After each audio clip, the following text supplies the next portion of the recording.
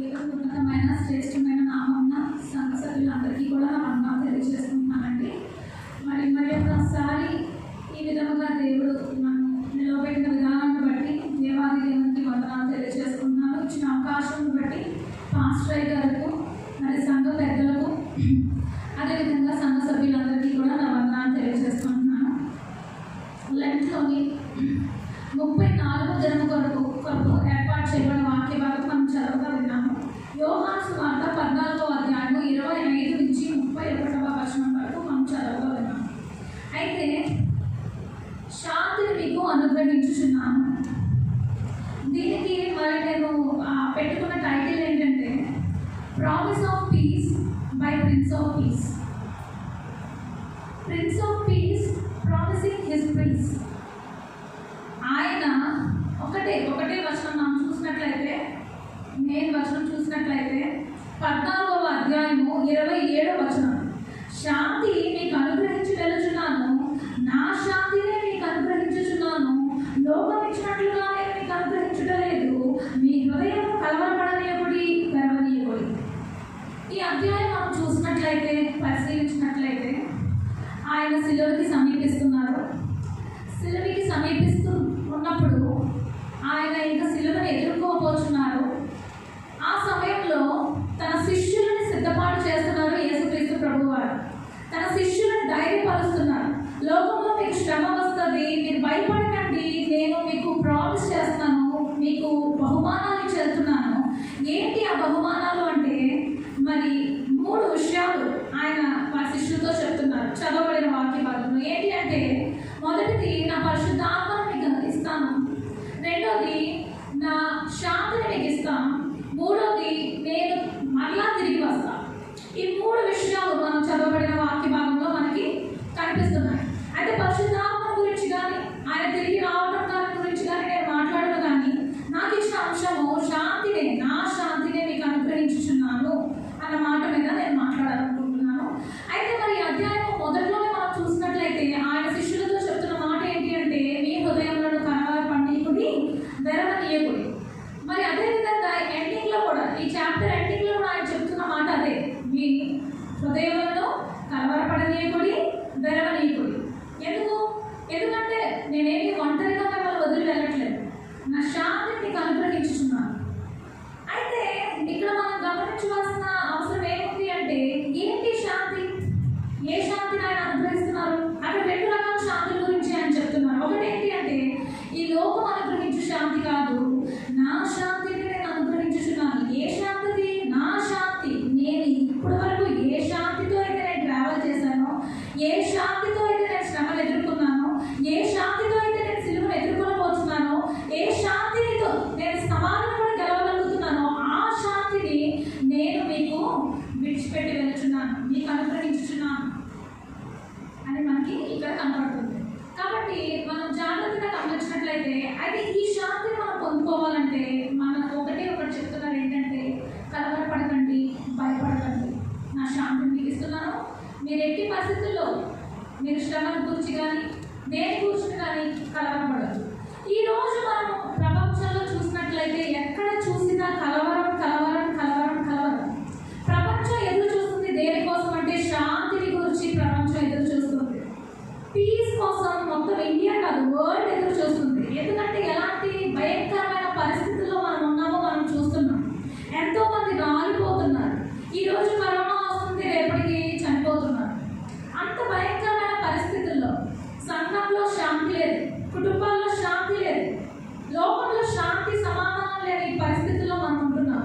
అయితే ఆయన ఇస్తున్న భరోసా ఏంటి అంటే, ఆయన శాంతిని, ఆయన సమాధానమును మనకి అనుగ్రహిస్తున్నారు.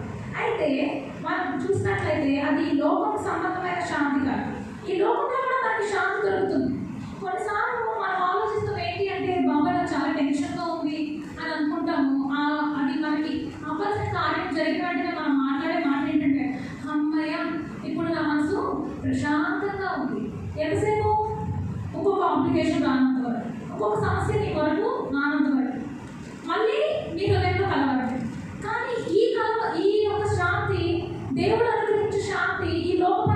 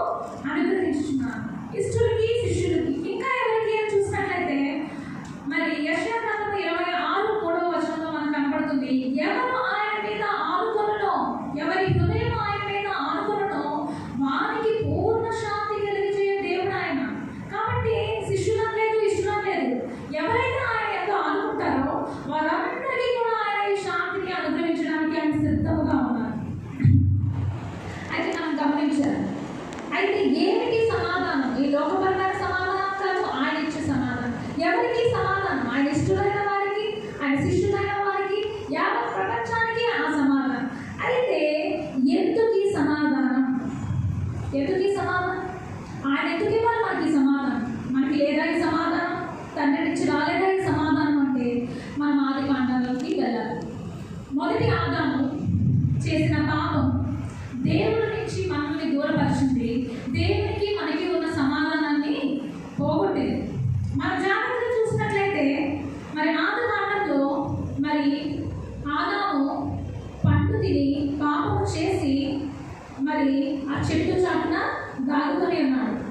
అప్పుడు యెహోవా ప్రభు దేవుడైన యెహోవా మరి వచ్చి అడుగుతున్నాడు, ఆదామా నీవెక్కడ, ఆదామా నీవెక్కడ అన్నప్పుడు ఆదాము హృదయం పగిలిపోవాలి. నువ్వెక్కడ ఉండాలి, ఎక్కడున్నావు? ఆదాము హృదయం పగిలిపోవాలి. అయితే ఆదాము, ప్రభువా నువ్వు పెట్టిన స్థితిలోంచి దిగజారిపోయాను, నేను పాపంలో పడిపోయాను అని చెప్పలేదు. కానీ ఆయన పిలుపుకు లోపడలేదు. ఆయన పిలుపు విని దాగుకున్నాడు. ఎక్కడ దాగుకున్నాడు? తన అతిక్రమమును ఒప్పుకోలేదు. కానీ మరి ఆ యొక్క చెట్టు వెనక తన అతిక్రమమును కప్పుకునేవాడిగా ఆదాము ఉండిపోయాడు. దేవుడు ఆదాముతో సమాధాన పడలేకపోయాడు. ఆదాము దేవుడితో సమాధాన పడలేకపోయాడు. తన పాపాన్ని ఒప్పుకోలేకపోయాడు. కప్పుకోవడానికి ట్రై చేశాడు. సరే, ఇంకొక అవకాశం, మట్టు తిన్నావా అన్నాడు. మట్టు తిన్నావా అంటే నీవు నాకు ఇచ్చిన ఈ స్త్రీ ఇచ్చింది. మళ్ళీ దేవుడి మీదే ఆ నేరాన్ని మోపుతున్నాడు. మళ్ళీ పక్కన వాళ్ళని కూడా తోస్తున్నాడు. కాబట్టి పక్కన వాళ్ళతో కూడా ఇతనికి సమాధానం పోయింది. మొదటి ఆదాము చేసిన తప్పిదం వల్ల దేవునికి మనిషికి ఉన్న సమాధానం పోయింది. మనిషికి ఉన్న సమాధానం పోయింది. ఇంకా దారుణమైన విషయం ఏంటంటే తనలో తనకే సమాధానం కోల్పోయాడు. తను చేసింది పాపం అని రియలైజ్ ఆదాము. నీవిచ్చిన స్త్రీ అంటున్నాడు, నీ వాయిస్ నీ స్వరం తిని నేను దాక్కున్నాను అంటున్నాడు. కానీ ఎక్కడ కూడా పశ్చాత్తాపడలేదు ఆదాము. దానివలన దేవునికి మనిషికి సమాధానం పోయింది, మరియు మనిషికి సమాధానం పోయింది. అదేవిధంగా మనిషి తనతోనే తనకి సమాధానం కోల్పోయిన స్థితిలోనికి మనిషి వెళ్ళిపోయాడు. Man separated from God, man separated from man, and man separated from himself. అతనితో అతనే సమాధానం పడలేని స్థితిలోకి మనుష్యుడు ఆదాము వెళ్ళిపోయాడు అన్నమాట. తన సమాధానాన్ని కోల్పోయాడు. అయితే ఇప్పుడు మనం గమనించవలసిన అవసరం ఏముంది దేని గురించి అంటే, ఏది మన సమాధానాన్ని పోగొడుతుంది అంటే పాపము మన సమాధానాన్ని పోగొడుతుంది. దేవుని సమాధానాన్ని పొందకుండా మనకి what is the peace breaker అంటే, పీస్ బ్రేకర్ ఏది సమాధాన పరచకుండా మనల్ని దేవుడి నుంచి దూరం చేస్తుంది అని మనం చూసినట్లయితే నరునికి దేవునికి మధ్య ఒకటి ఉండిపోయింది. అదేమిటంటే పాపం. ఆ పాపం వల్లే ఈ కలవరం, ఆ పాపం వల్లే ఈ హృదయంలో కలవరపడుతుంది. ఈ హృదయం వెరవని కుడి అంటున్నారు దేవుడు. అయితే యెషయా 1:6 మనం చూసినట్లయితే అక్కడ రాయబడిన మాట ఏమిటి అంటే, అరికాలు మొదలుకొని తల వరకు స్వస్థత కొంచెమైనా లేదు, ఎక్కడ చూసినాను గాయములు, దెబ్బలు, పచ్చిపుళ్ళు, అవి పెట్టబడలేదు, కట్టబడలేదు, తైలంతో మెత్తన చేయబడలేదు. ఎక్కడ చూచినా శరీరంలో ఎక్కడ చూచినా తల నుండి అరికాలు వరకు కూడా ఏమున్నాయంటే గాయాలు. గాయాలు అంటే ఇప్పుడే తగిలినవి గాయాలు అంటారు. దెబ్బలు అంటే 2-3 రోజులు అయింది తగిలి. పచ్చి పుండ్లు అంటే ఎప్పటి నుంచో సెప్టిక్ అయిపోయింది. అయితే మనిషి హృదయం, మనిషి శరీరం ఏ విధంగా ఉందంటే ఈ రోజు పాపాలు, మొన్నటి పాపాలు, తన జీవితంలో చేసిన పాపాలు పుల్లి పట్టిపోయి స్వస్థత లేని స్థితిలో మనిషి ఉన్నాడు. అయితే బట్ట పెండబడలేదంట, అవి కట్టబడలేదంట, తైలంతో మెత్తన చేయబడలేదు. అంటే మన హృదయం తిరగలేదు, నలగలేదు. తైలంతో కన్నీటితో మనం శుద్ధీకరించుకోలేదు మన హృదయాన్ని. అది అలాగే హృదయ కాఠిన్యంతో మంటగారిపోయి అది ఆ విధంగానే ఉంది. కానీ దానికి స్వస్థత కొంచెమైనా లేదు, స్వస్థత లేదు, సమాధానం లేదు. కానీ మనుషుడు ఏమంటున్నారో చూడండి ఒకసారి. ఇర్మియా 6:14 మనం చూసినట్లయితే అక్కడ ఏం రాయబడింది ఒకసారి చదవండి. ఇర్మియా 6:14 సమాధానం లేని సమయమున సమాధానం చెప్పుచు నా ప్రజలకున్న గాయమును పైపైన మాత్రమే బాగుచేయుదురు. చాలండి, పైపైన మాత్రమే. హృదయం అంతా కూడా కుళ్ళుతో నిండిపోయింది, పచ్చి పుండ్లు ఉన్నాయి. కానీ పైపైన ఆయింట్మెంట్ రాయడం వల్ల సమాధానం వస్తుందా అంటే రాదు.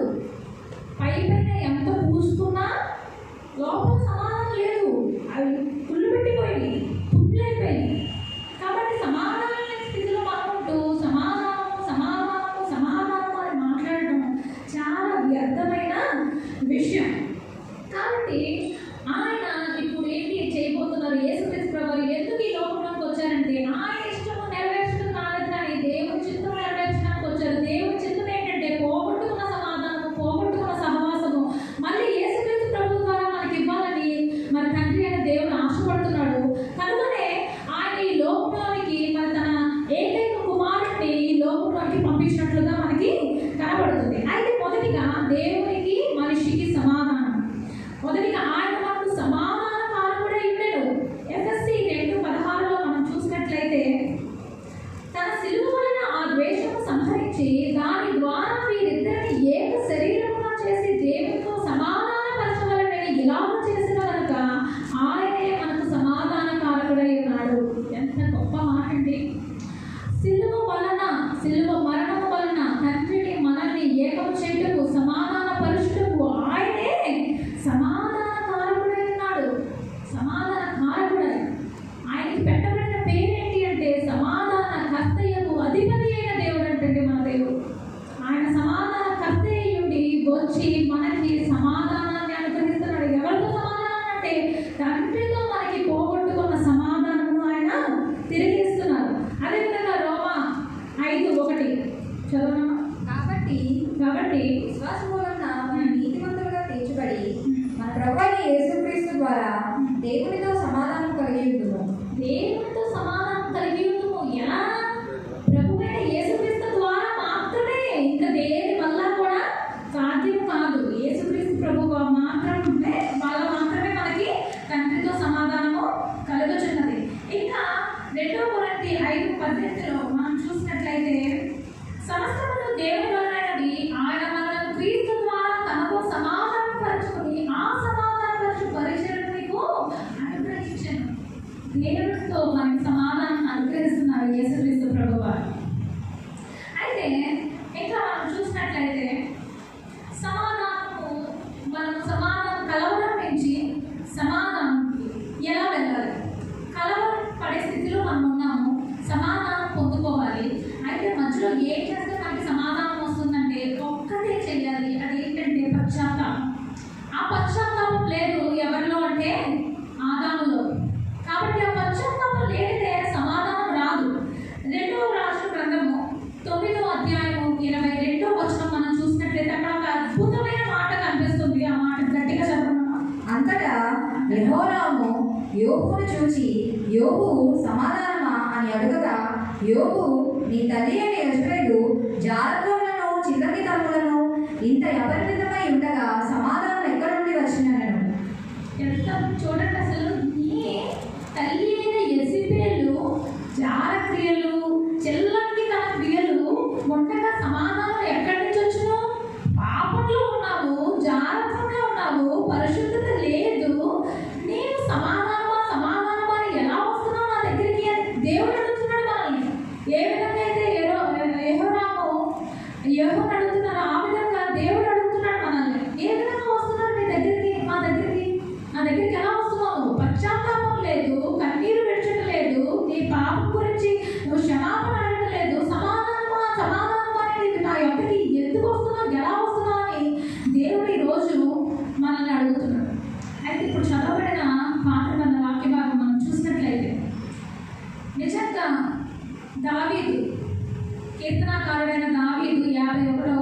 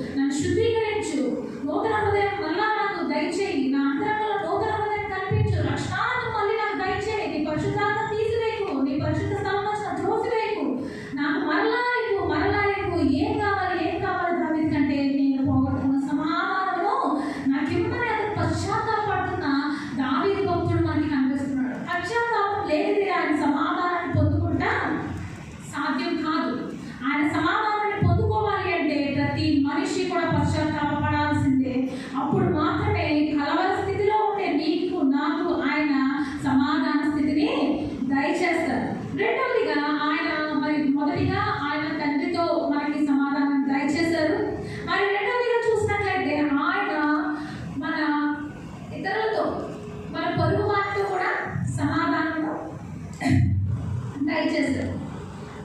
ఎఫెసీ 2:14 ఒకసారి చదవండి. ఆయన మన సమాధానమై ఉండి నీకును మాకును ఉండిన ద్వేషమును అనగా విధిరూపకమైన ఆజ్ఞలు గల ధర్మశాస్త్రమును తన శరీరమందు కొట్టివేయుట చేత మధ్యగోడను పడగొట్టి మన ఉభయులను ఏకము చేసెను. మన ఉభయులను ఏకము చేసెను. మన మధ్యన గోడను పడగొట్టారు. ఈ దినముల్లో మనిషికి సమాధానం లేదు. మరి యేసుక్రీస్తు ప్రభువుకి గొడవలు ఉన్నాయా అంటే చాలా ఉన్నాయండి గొడవలు. ఆయన ఎక్కడికి వెళ్తే అక్కడ గొడవ. కానీ ఆయనకి ఎవరైనా శత్రువులు ఉన్నారా అంటే మాత్రం లేదు. ఆయన ఎవరిని శత్రువుగా భావించలేదు. ఆయన ప్రతి ఒక్కరు కూడా మారు మనసు పొందాలి, రక్షణ పొందాలని అనుకున్నారు.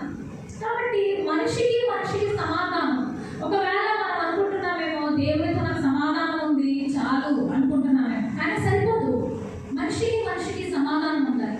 నీవు ఎక్కడ పనిచేస్తున్నావు, ఎదురింట్లో ఎవరున్నారు, అట్టింట్లో ఎవరున్నారు, నీ కుటుంబ సభ్యులతో మనకి సమాధానం ఉందా, సమాధానం పడ్డామా అని దేవుడు ఈరోజు అడుగుతున్నాడు. సమాధాన పడాలి.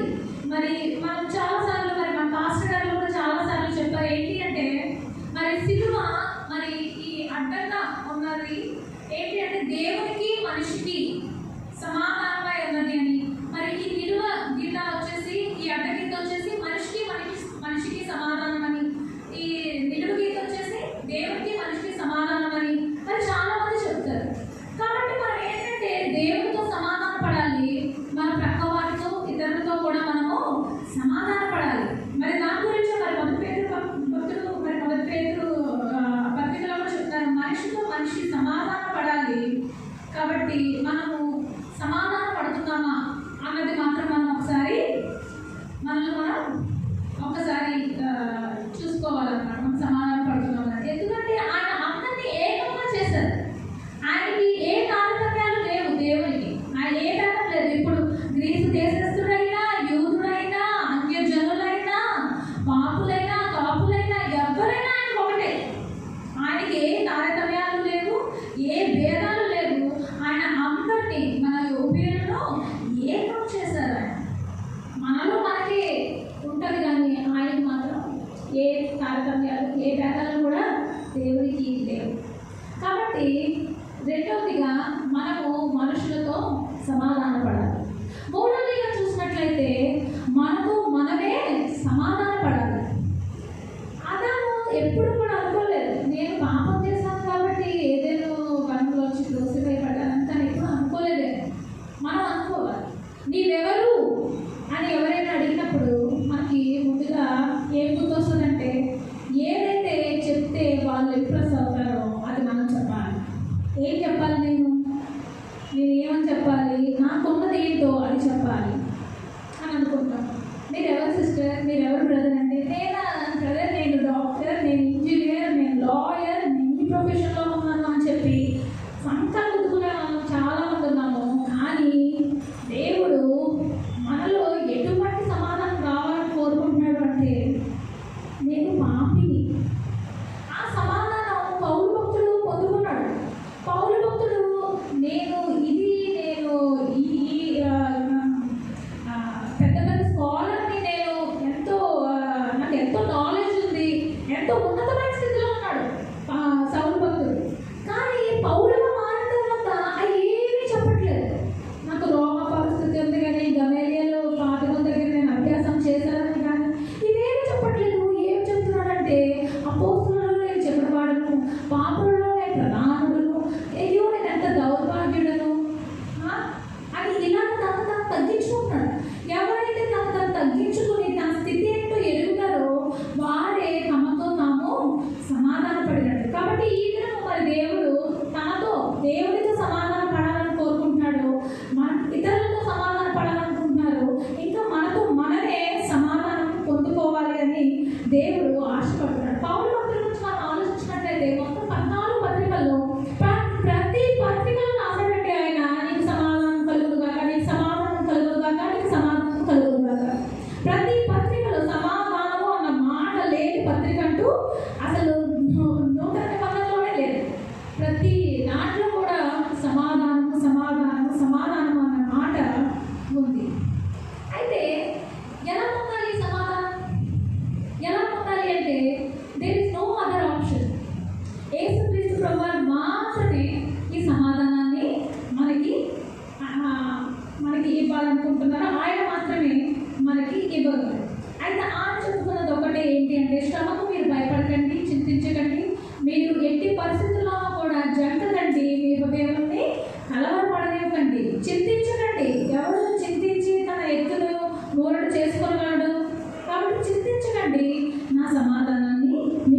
వివరిస్తాను.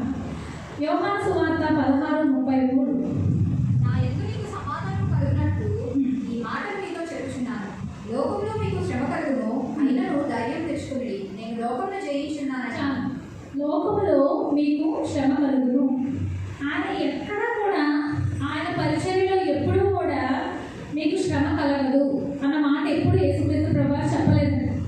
ఆయన పరిచర్యలో కూడా మనుష్య కుమారుడు అప్పగింపబడతాడు, మీకు శ్రమ కలుగుతుంది, అభ్యంతరాలు రాక మానవు అని సెలవిచ్చారు. లోకంలో మీకు శ్రమ కలుగుతుంది, అయినా సరే మీరు ధైర్యం తెచ్చుకోండి, ఎందుకంటే నేను లోకంలో జయించి ఉన్నాను. మీరు ఏ శ్రమలైతే ఎదుర్కొంటారో ఆ శ్రమలు నేను ఆల్రెడీ పొంది ఉన్నాను. ఇప్పుడు నేను గట్టు మీద ఉండి మాట్లాడలేదు, గట్టు మీద ఉండి బాబు నీకు సమాధానం కలుగును కాక నేను అనట్లేదు. నేను శ్రమలో ఉన్నాను, సిలువకు దగ్గర అవుతున్నాను, సమాధికి దగ్గర అవుతున్నాను, సమస్తాన్ని మరి మీ కొరకు నేను సమకూర్చాను అని యేసుక్రీస్తు ప్రభు వారు తన శిష్యులకు చెప్తున్నారు. ఆయన గట్టు మీద ఉండి మాట చెప్పట్లేదు. శ్రమలో కూడా సమాధానాన్ని పరిచయం చేసే దేవుడు మన దేవుడై ఉన్నాడు. కాబట్టి ఆయన చెప్తున్నాడు, లోకం నేను జయించి ఉన్నాను కాబట్టి ధైర్యం తెచ్చుకోండి, శ్రమలు నీకు కలుగుతాయి, అభ్యంతరాలు రాక మానవు. కీర్తనకారుడు 91వ కీర్తనలో మనం చూస్తాం ఏంటంటే, శ్రమలో నేను అతనికి తోడై ఉండేదాను, శ్రమ రాకుండా నేను అతనికి తోడై ఉండేదను, శ్రమలో నేను అతనికి తోడై ఉండేదను అతన్ని చెప్పించి ప్రమాణం చేస్తాను. అయితే మనం గమనించవలసిన విషయం ఏమిటి అంటే, చింతించడం దేవుడికి ఇష్టం లేదు. మాత చెప్తుంది మరి గురించి, ఏంటి ప్రభు నాకు హెల్ప్ చేయడం రావట్లేదు, నీకు చింత లేదా, అసలు చింతించొద్దని చెప్పేవాడి దగ్గరికి వెళ్ళి చింత లేదా అని అడుగుతుంది మాత. మరి శిష్యులు ఉన్నారు, దోణిలో ఉన్నారు, భయంకరమైన గాలి తుఫాను వస్తుంది, వాళ్ళైనా దూరంలోంచి పడితే కాసేపైనా ఎదగలరు కానీ యేసుక్రీస్తు ప్రభువు అసలు ఏటే రాదానికి. అలాంటిది వాళ్ళు ఏం చెప్తున్నారంటే, ప్రభు నీకు చింత లేదా, నేను నశించిపోతాం, బోధకుడా నీకు చింత లేదా అని అడుగుతున్నారు. ఆయనకి ఎందుకండి చింత?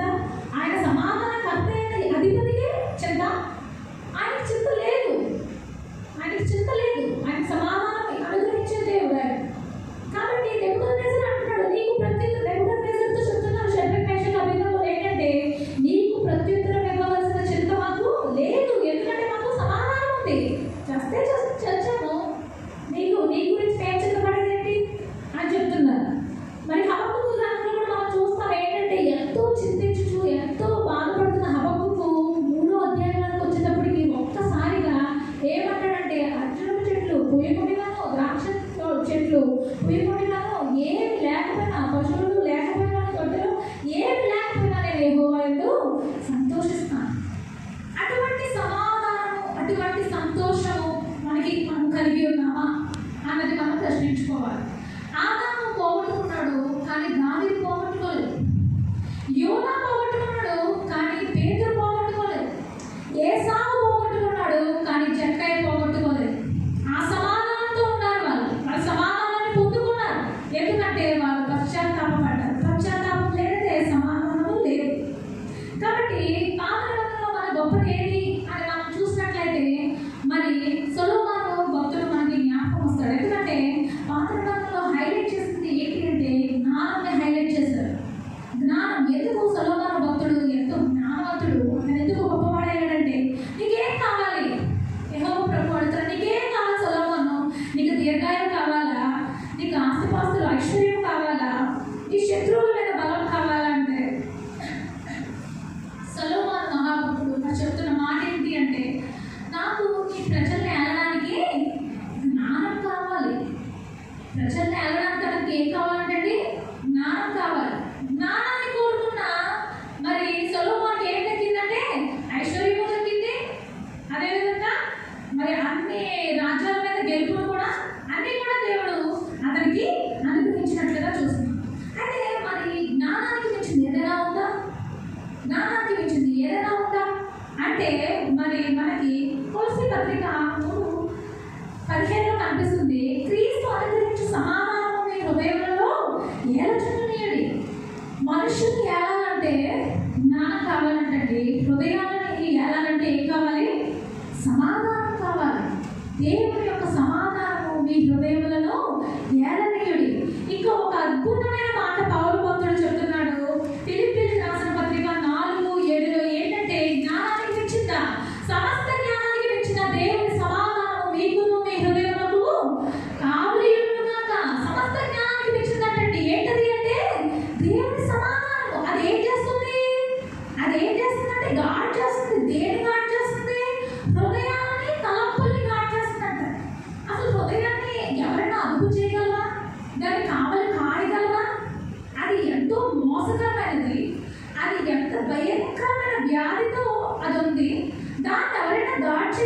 అంటే సమస్త జ్ఞానానికి మించిన దేవుని సమాధానం అంటండి మన హృదయాన్ని, మన తలంపులని ఏం చేస్తుందండి?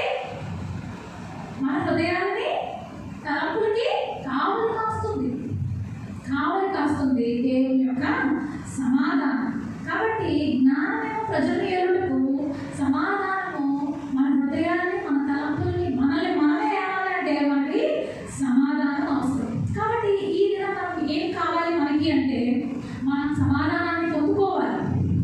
శిష్యులు పొందుకున్నారు సమాధానాన్ని. పేతురు మరి ధోనిలో ఉన్నప్పుడు ఏమంటున్నాడు? ఆ ధోనిలో మరి పేతురు కూడా ఉన్నాడు కదా. మరి ఆ తుఫాను వచ్చినప్పుడు పేతురు భక్తులు ఏమంటున్నాడంటే, బోధకుడా, పేతురు కూడా ఉన్నాడు శిష్యులతో పాటు, అందరితో పాటు, బోధకుడా మేము ఇలా అయిపోతున్నాము, మేము చచ్చిపోతున్నాము, మేము చావనే ఉన్నాము, నీకు చింత లేదా అన్న పేతురు ఏమయ్యాడు అంటే కనీసం స్విమ్ చేయగలడు ఆ పరిస్థితుల్లో. అయితే ఇప్పుడు ఏ పరిస్థితుల్లోకి వచ్చాడంటే చెరసాలలో వేయబడ్డాడు. మరి అప్పటికే జేమ్స్ శిరశ్చేదన జరిగింది. రేపొద్దునే శిరశ్చేదన చేయడానికి తీసుకెళ్తున్నారు. భయంకరమైన భారీ ఏర్పాట్లతో అతను బంధించబడ్డాడు. అయితే పేతురు ఏం చేస్తున్నాడు అంటే పడుకున్నాడు. యేసుక్రీస్తు వారు పడుకుంటేనేమో బోధకుడానికి చింతలేదా అన్న పేతురు ఇప్పుడు ఏం చేస్తున్నాడంటే అతను కూడా నిద్రపోతున్నాడు. కామ్గా, ప్రశాంతంగా, సమాధానంతో నిద్రపోతున్నాడు. ఎందుకంటే శ్రమ వస్తుందయ్యా, శ్రమ వస్తుంది, కానీ నేను లోకంలో జయించాను, నువ్వు కూడా జయించగలవు. పేతురు ఏమనుకుంటాడంటే ఇప్పుడు నేను అనుభవించే శ్రమ కన్నా రేపు నాకు అనుగ్రహింపబడే మహిమ గొప్పది అనుకున్నాడు పేతురు ఆ రోజు రాత్రి చేస్తారు. అదేవిధంగా జక్కయ్య జీవితాన్ని మనం చూసినట్లయితే సమాధానం పొందుకున్న వ్యక్తుల్లో జక్కయ్య గురించి మనం తప్పనిసరిగా మాట్లాడుకోవాలి. ఇంకా అతనికి ఇవ్వబడిన లాస్ట్ ఆపర్చునిటీ అది. ఇంకా ఎరికో దాటితే అతనికి సమాధానం లేదు, అతనికి పాప క్షమాపణ లేదు, రక్షణ లేదు. అలాంటిది నాకు ఇవ్వబడిన ఒకే ఒక అవకాశాన్ని సద్వినియోగం చేసుకున్నాడు జక్కయ్య. ఏం అనలేదు. మరి కనీసం అక్కడ మరి ఒక వ్యక్తి వస్తాడు. ఒక వ్యక్తి వచ్చి ప్రభు నేను నిత్య జీవం కావాలి, నాకు నిత్య జీవం పొందాలంటే ఏం చేయాలి అంటే నీకున్న సంస్థను విడిచిపెట్టి నన్ను వెంబడించు అన్నప్పుడు అతను చాలా డబ్బున్న వ్యక్తి కాబట్టి అతను తిరిగి వెళ్ళిపోయాడు, వ్యసనపడుతూ వెళ్ళిపోయాడు. కానీ జక్కయ్యని దేవుడు అడగలేదు, ఏంటి నువ్వు అర్జెంట్గా నీ ధనాన్ని బేదల కింద అడగదు. జక్కయ్యకు ఉన్న ఒకటే ఒక బలం ఏంటంటే తన ధనమే తన బలం. అయితే తన పూర్ణ బలాన్ని దేవుడి కోసం వినియోగించాడు. దేవుడితో సమాధాన పడ్డాడు, ఇతరులతో సమాధాన పడ్డాడు, తనకు తనే సమాధాన పడ్డాడు జక్కయ్య. ఎలా సమాధాన పడ్డాడు? ఏమీ లేదు. జక్కయ్య నేను ఇంటికి రక్షణ వచ్చేవారి అని అన్నారు అంతే. నీ ఆస్తి ఇవ్వమనలేదు, నువ్వు ఎవరి దగ్గర అన్యాయంగా తీసుకున్న వాళ్ళకి ఇవ్వమని అనలేదు. కానీ దేవుడు తన హృదయంలోకి వచ్చాడు, తన ఇంట్లో కాదు, తన ఇంటికి రక్షణ వచ్చింది, తన హృదయంలోనికి రక్షకుడు వచ్చాడు. కాబట్టి సమాధాన పడ్డాడు, సమస్తాన్ని వదిలాడు. అసలు సున్నాతో మిగలలేదు జక్కయ్య. అప్పుడు బాగా అయిపోయాడు, 400 ఇంకా ఇచ్చాడు కదా, అంత భయంకరమైన స్థితికి వెళ్ళిపోయాడు. మొత్తం అందరూ కూడా లోకస్తులు అనుకుంటాడు, ఎంత సంపాదించాడు అన్యాయంగా, ఒక్క నిమిషంలో జీరో అయిపోయాడు అనుకుంటారు. మొత్తం అందరూ అనుకుంటాడు హీరో అనుకున్నాము, ఇటు జీరో అయిపోయాడు. కానీ దేవుడు చెప్తున్నాడు నువ్వు హీరోవే, ఇక్కడ కూడా అబ్రహాం కుమారుడే. ఎందుకు అబ్రహాం కుమారుడు అన్నాడు? అబ్రహాం కుమారుడు ఎందుకు అయ్యాడు అంటే అబ్రహాం దేవుడు అడుగుతున్నాడు, నీకు ఉన్న ఏకైక కుమారుడిని, నీవు ప్రేమించుతున్న నీ ఇస్సాకుని బలి ఇవ్వాలి అన్నప్పుడు అబ్రహాం హృదయంలో కలవరం పడలేదు. అబ్రహాం దేవుడే చూసుకుంటాడు అని నిబ్బరం కలిగి, సమాధానం కలిగి మరి ఏసావును అర్పించడానికి వెళ్ళాడు. మరి జక్కయ్య కనీసం అడగలేదు, ఎంతగా ప్రేమించుచున్న నీ ఘనమును అమ్ముతావా జక్కయ్య అని యేసుక్రీస్తు ప్రభువును అడగక మునుపే అతని యొక్క బలాన్ని దానం చేశాడు. దేవుడు అనుగ్రహించి సమాధానాన్ని పొందాడు జక్కయ్య. కాబట్టి ఈరోజు మనం సమాధానాన్ని పొందుకోవాలి. సమాధాన పడాలి, తనతో సమాధాన పడాలి, దేవుడితో సమాధాన పడాలి. దావీదు సమాధాన పడ్డాడు. యేసుక్రీస్తు ప్రభువు చెప్తున్నారు పాపాత్మురాలైన స్త్రీతో, నీ పాపము క్షమింపబడి ఉన్నాయి, సమాధానకరంగా వెళ్ళుము అని దేవుడు చెప్తున్నాడు. ఇంకా ఏం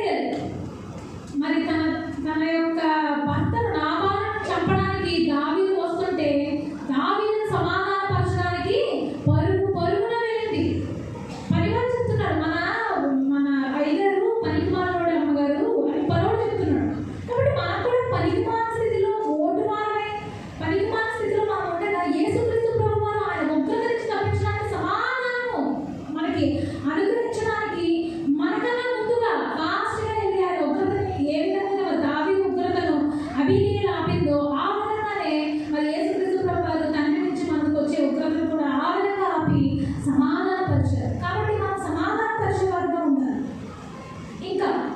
ఇంకా మనం ఏ విధంగా ఉండాలంటే సమాధాన సువార్త ప్రకటించేవారుగా ఉండాలి. సమాధాన సువార్తను ప్రకటించాలి. మరి అపోస్తలుల కార్యముల గ్రంథము మరి 10వ అధ్యాయం 36 యేసుక్రీస్తు అందరికీ ప్రభువు, ఆయన ద్వారా దేవుడు సమాధానకరమైన సువార్త ప్రకటించారు. సమాధానకరమైన సువార్తను ఆయన ప్రకటించారు. ఆ సువార్తను మనం కూడా ప్రకటించాలి. పౌలు భక్తుడు చెప్తున్నాడు, అయ్యో సువార్త ప్రకటించిన ఎడల నాకు శ్రమ. సువార్త ప్రకటించిన ఎడల శ్రమ అంటారు. ఈ రోజులో మనం సువార్త ప్రకటిస్తే శ్రమ. కానీ పౌలు భక్తుడు ఎంతో ఆధ్యాత్మికంగా మాట్లాడుతున్నాడు. సువార్త ప్రకటించకపోతే మనకి శ్రమ. కాబట్టి మనము సమాధాన సువార్త ప్రకటించే వారిగా ఉండాలి. మరి అదేవిధంగా మరి ఎఫెసీ పత్రికలో ఉంటుంది ఏంటంటే సమాధాన సువార్త వాళ్ళని సిద్ధ మనసనే జోడుని మనము తొడుగుకోవాలి అని. కాబట్టి సమాధాన సువార్తను మనము ప్రకటించే వారిగా ఉండాలి. ఇంకా మనం ఏం చేయాలంటే సమాధానమును వెంటాడాలి. కీర్తనకారుడు 34:4 కీడు చేయటం మాని మేలు చేయుడి, సమాధానమును వెతికి వెంటాడము. సమాధానాన్ని వెతికి వెంటాడాలంట. మరి యోసేపు తన జీవితం చూసినట్లయితే పాపమే అతను వెంటాడింది, కానీ అతను మాత్రం సమాధానాన్ని వెంటాడాడు. చెరసాలలో ఉన్న సమాధానమే, ప్రిజన్లో ఉన్నాడు సమాధానంతోనే ఉన్నాడు. ప్రిజన్ నుంచి ప్యాలెస్కి వెళ్ళాడు, అయినా సమాధానంతో ఉన్నాడు. సమాధానం అతను ఏం చేసిందంటే ప్రిజనర్గా ఉన్న అతన్ని ఏం చేసిందంటే ప్రైమ్ మినిస్టర్ చేసింది. అసలు ఎవరు నమ్మరు. అసలు రేప్ కేసులో అరెస్ట్ అయ్యి వెళ్ళాడు జైలు. ఎవరు? యోసేపు. కానీ సమాధానం పోయిందా? సమాధానం పోలేదు. సమాధానం పోలేదు. ప్రైమ్ మినిస్టర్ అయ్యాడు. అంత గొప్ప సమాధానం దేవుడు అనుగ్రహించి సమాధానం. కాబట్టి మనము సమాధానాన్ని వెతికి వెంటాడే స్థితిలో మనం ఉండాలన్నమాట. అయితే ఇంకా నేను ఒక చిన్న జరిగింది చెప్తున్నాను. ఏంటి అంటే మరొక దేశంలో ఒక కాంపిటీషన్ జరిగిందంటే పెయింటింగ్ కాంపిటీషన్. పెయింటింగ్ కాంపిటీషన్ అని రకరకాల ఎన్నో దేశాల నుంచి అద్భుతమైన పెయింటర్స్ వచ్చారు. అయితే వాళ్ళు ఒక అంశం ఇస్తారనమాట. ఆ అంశం గురించి వాళ్ళు పెయింటింగ్ వేయాలి. అయితే అక్కడ ఇవ్వబడిన అంశం ఏంటి అంటే అందరూ రెడీగా ఉన్నారు, పెట్టుకుని పెయింట్ బ్రషెస్ ఇంకా మొత్తం అంతా పెట్టుకుని ఎక్విప్మెంట్ అదంతా మెటీరియల్ అంతా పెట్టుకుని రెడీగా ఉన్నప్పుడు ఓకే మేము ఇప్పుడు అంశం చెప్తాము, దాని గురించి మీరు పెయింట్ చేయండి అన్నారు అనమాట. అంశం ఏంటి అంటే పీస్, శాంతి, సమాధానము అన్నది అంశం. మీరు గీయండి అన్నప్పుడు అందరూ కూడా గీశారు. గీసిన తర్వాత దానికి ఒక ప్రముఖ చిత్రకారుడిని మరి గెస్ట్ కింద పిలిచారన్నమాట. పిలిచి ఇందులో ఏది బెస్ట్ పెయింటింగ్, ఏ పెయింటింగ్ సమాధానాన్ని సూచిస్తుంది అని మరి ఆ చిత్రకారుడిని మరి అడిగినప్పుడు ఆయన అన్ని చిత్రాలను చూశారన్నమాట. అయితే ఒక చిత్రాన్ని ఓపెన్ చేసినప్పుడు అక్కడ ఏం కనిపిస్తుందంటే ఒక పిల్లోడు ఉన్నాడు, చక్కగా చిన్నపిల్లోడు, చంటి పిల్లోడు ప్రశాంతంగా నిద్రపోతున్నాడు. ఆ పెయింటింగ్ చూసుకున్నట్టే అబ్బా ఎంతకన్నా ప్రశాంతత ఏముంది, అందరూ చప్పట్లు కొట్టారు. ఎంత బాగుంది పెయింటింగ్, ఎంతకన్నా సమాధానం ఎందులో ఉంది. ఆయన దాటి మరి ఒక పెయింటింగ్ వెళ్ళారు. అక్కడ ఏం కనిపిస్తుందంటే సన్ రైజ్, సూర్యోదయం అవుతుంది. కొండల మధ్యలో ఒక మంచి చక్కటి ప్రశాంతమైన సూర్యుడు కనిపిస్తున్నాడు.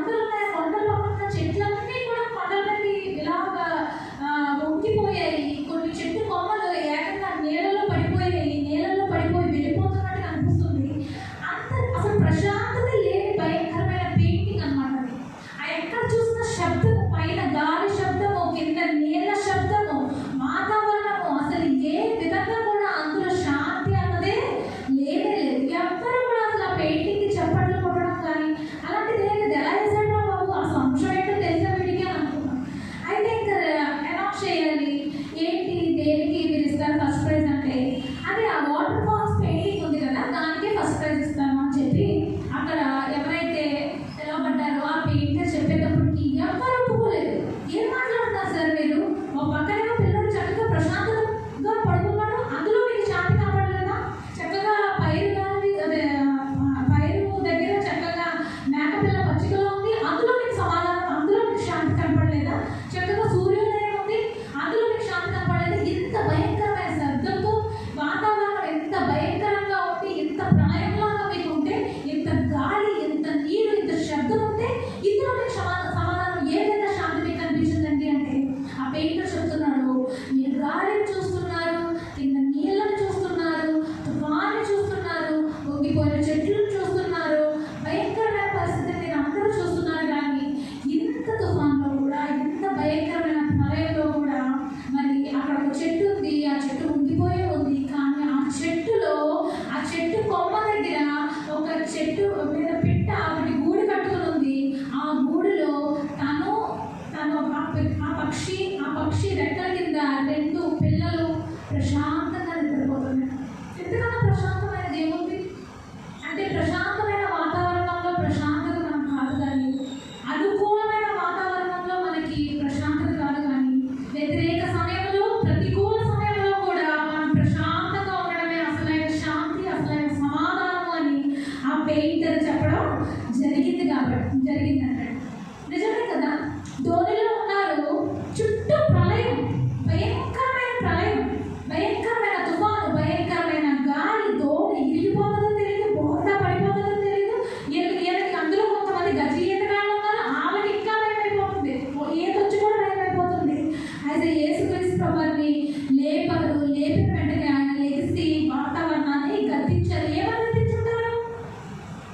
షాలోమ్ అని అంటారు, నీకు సమాధానం కలుగునుగాక అని అంటారండి. వెంటనే వాతావరణం ఏమైందంటే నిమ్మలమైంది. దేవుడు అనుగ్రహించి సమాధానమును సృష్టి అందుకుంది, సృష్టి నిమ్మలమైంది. ఆయన అనుగ్రహించి సమాధానాన్ని సృష్టిలో ఉన్న మనము అందుకోలేకపోతున్నామేమో, సృష్టికర్త అనుగ్రహించి సమాధానాన్ని సృష్టికర్త అందుకుంది. వెంటనే నిమ్మలమైందంటే మొత్తము సముద్రము నిమ్మలమైంది. కాబట్టి మనం ఏమి తెలుసుకోవాలి అంటే, సమాధానం మనం పొందుకోవాలి, సమాధానం పరచాలి, సమాధానాన్ని వెతికి వెంటాడాలి, సమాధాన సువార్తను మనము ప్రకటించాలి. సమాధానం శాంతి అంటే మరి మనకి కొన్నిసార్లు ఎందుకు వస్తుందంటే, మరి కొంతమంది మన ప్రియులు చనిపోయినప్పుడు చాలామంది అయ్యో ఆయన చనిపోయారు, రెస్ట్ ఇన్ పీస్, వాట్సాప్ స్టేటస్లో చూస్తాం ఏంటంటే రిప్ అంటే రెస్ట్ ఇన్ పీస్, ఆయన ఆత్మకి శాంతి కలుగుగాక. మనమెవరు అంటే ఒకడు ఆత్మకి శాంతి కలిగించడానికి నువ్వు నేను అంటే సరిపోతుందా? శాంతి కలుగుతుందా? రెస్ట్ ఇన్ పీస్ అన్న మాట మనం మర్చిపోవాలి. మనం చెప్పలేము మనం రెస్ట్ ఇన్ పీస్ అయ్యారో లేవయ్యారో మనకు తెలియదు. మనం ఎవ్వరికి కూడా వాళ్ళ ఆత్మకి మనము శాంతి కలిగించలేము. ఆయన ఆత్మకి శాంతి కలుగుగాక అని మనం అనలేము, మనం అనడానికి సరిపోకూడదు. కానీ దేవుడు చెప్తున్నాడు ఏంటంటే, దేవుడికి కావాల్సింది మనం రెస్ట్ ఇన్ పీస్ అవ్వడం కాదు, దేవుడికి కావాల్సింది we have to live in peace, we have to leave in peace. Simeon భక్తుడు మనం పాడతాం, ప్రతి మొదటి ఆదివారం పాడతాం, నీ సమాధానము దాసునికి. మనందరూ పాడతాం కదా పాట, నాకు గొంతు బాగాలేదు, లేకపోతే పాడేదాన్ని, క్షమించాలి. కాబట్టి సిమియోను భక్తుడు, ఇప్పుడు నీ మాట చెప్పున నన్ను పోనిచ్చుచున్నావు నాకు దేవా, ఈ సమాధానం నీ దాసునికి ఇచ్చి పోనిపు అని చెప్పి సిమియోను భక్తుడు చేస్తున్నాడు. కాబట్టి మనము దేవుడు చెప్తున్నాడు, శ్రమలు వస్తాయి, అభ్యంతరాలు రాక మానవు, కానీ మీరు సమాధానాన్ని మాత్రం విడిచిపెట్టకండి, దాన్ని వెంటాడండి. నేను లోకాన్ని జయించాను, కాబట్టి నువ్వు నేను కూడా జయించగలము. కాబట్టి we have to live in peace and we have to leave in peace. చివరిగా ఒక విషయాన్ని నేను చదివి ముగిస్తాను. హెబ్రీ పత్రిక 12వ అధ్యాయము 15, 16, 17 ఒకసారి చదవమ్మా. నీలో ఎవడైనాను దేవుని కృపను పొందకుండా తప్పిపోనేమో అనియు, చేదైన వేరు ఏదైనా మొలిచి కలవరపరచడం వలన అనేకులు అపవిత్రులై పోదురేమో అనియు, ఒక పూట కోటి కొరకు తన దేశంలో హక్కు నమ్మవేసిన ఏసావు వంటి భ్రష్టుడైనను వ్యభిచారి అయినను ఉండునేమో అనియు జాగ్రత్తగా చూసుకొనుడి. ఓకే, ఇప్పుడు చూడండి అమ్మా, చదివి వినిపించిన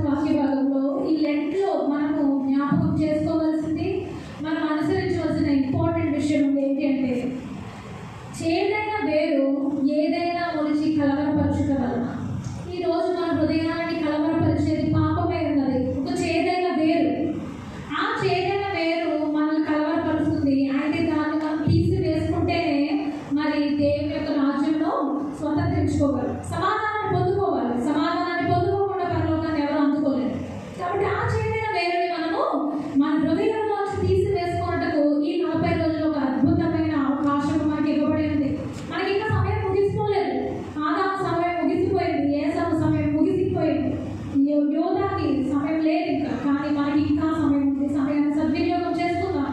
ఆ చైతన్య వేరుని మనం తీసివేసుకోవాలి. అక్కడ ఏముందంటే ఒక పూట కూటి కొరకు తన జ్యేష్ఠత్వపు హక్కును అమ్మివేసిన ఏసావు వంటి వ్యభిచారి అయినను భ్రష్టుడైనను. ఒక కూటి కొరకు ఏసావు యొక్క చైతన్య వేరేంటండి? చుక్కుడుగా కూర. మరి నీకు లేదా, నాకు లేదా? మనకు అంతకన్నా భయంకరమైన ఉన్నాయి. మరి ఒక చుక్కుడుగా కూరకే అతను అంత వ్యభిచారి, అతను అంత భ్రష్టుడు అంటే నీ పాపాలు నా పాపాలకి మరి దేవుడికి ఏమన్నారో మనల్ని వ్యభిచారి ఎంతకన్నాడు? దేవుడి కన్నా కూరని ఎక్కువ ప్రేమించాడు. దేవుడి కన్నా జ్యేష్ఠతో హక్కునే అమ్మేసుకున్నాడు. అదేవిధంగా భ్రష్టుడు అన్నారు ఎందుకంటే ఆశీర్వాదాన్ని పోగొట్టుకున్నాడు. కాబట్టి అటువంటి చేయలేని వేరు ఏదైనా మనలో ఉందేమో పక్కన వాళ్ళకి తెలియదు, కానీ మన చేయలేని వేరు మనకి బాగా తెలుసు. కాబట్టి ఆ చేయలేని వేరుని మనం తీసివేసుకుంటే దేవుని నీతి చిగురు మనలో మన హృదయాల్లో మొలుస్తుంది. అది ఎటువంటి ఫలాలు మనం ఫలిస్తుంది అంటే ఆత్మ ఫలాలు ఫలిస్తుంది. ఆ ఆత్మ ఫలాల్లో సమాధానం కూడా ఉంది. కాబట్టి సమాధానం మనం కలిగి ఉండాలి అంటే మనల్ని కలవరపరిచే ఆ చేయలేని వేరుని మనము మన బ్రతుకుల్లోంచి తీసివేసుకోవాలి.